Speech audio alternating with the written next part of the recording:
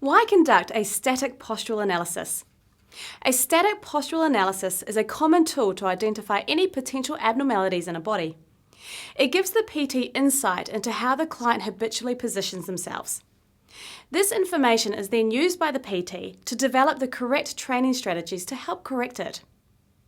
As you are aware, poor posture leads to excessive wear and tear on joints and the surrounding structures, pain and faulty movement patterns.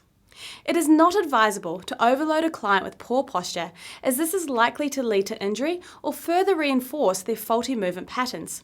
We can assume that if a client has poor posture while standing still, then that poor posture will be exacerbated when in a loaded environment. The success of a postural analysis depends on your ability to critically observe the body. This means that you need to develop the eye of observation. Now, this is a skill that needs lots and lots of practice. Now, before you understand what is wrong, you must first understand what is right. This means you need to know what is considered as being good posture before you can identify whether something is considered an abnormality. So let's look at some examples of good posture, starting with the posterior view. If we drop a plumb line right through the centre of the body, we are wanting to see evenness between the left and the right sides.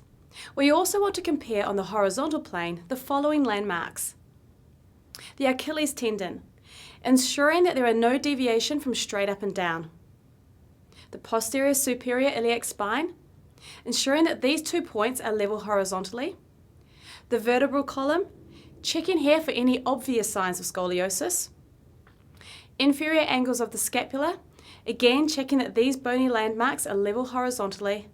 And finally, the head position and neck in relation to the shoulders, checking here that there is no rotation or lateral flexion. In the lateral view, we are looking at any deviations from the plumb line. In a perfect posture, the plumb line would pass through the lateral malleolus, just behind the patella, the greater trochanter of the hip, through the lumbar vertebral bodies, the middle of the rib cage, the acromion process of the shoulder, and the earlobe. In this view, we are also assessing to see if there's the correct pelvic tilt, and this is seen in the relationship between the anterior superior iliac spine and the posterior superior iliac spine. Here we can also check the lumbar, the thoracic, and the cervical curves, as well as the position of the head. In the anterior view, the plumb line should run through the centre of the body. Again, we are comparing landmarks on the horizontal plane, as well as looking for any sort of rotation in the limbs. Specifically, we assess foot position, the position of the knee, and ensure that the middle of the patella is positioned over the second to big toe.